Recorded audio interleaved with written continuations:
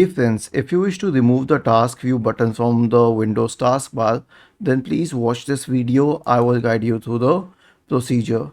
So this is the task view button. Click on it and you'll see that your system gets divided into many what do we say, little windows, and this is very helpful if you wish to navigate. For example, if I wish to navigate to OBS, it is much easier when I have a lot of processes open. Now one may say I can simply click on OBS here, but that's easy when I have like 6 or 7 applications. But what if I have 40 or 50 applications open? And I know people who do that.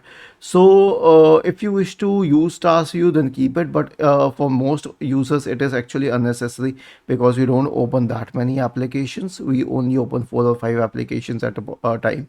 So if you wish to remove this extra option from the taskbar so that you can accommodate other options here, then right click on the taskbar and select taskbar settings, and then turn the switch off for task view. This will solve the problem. Was this helpful?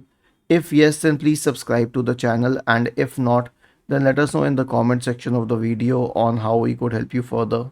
Thank you for watching this video and have a nice day.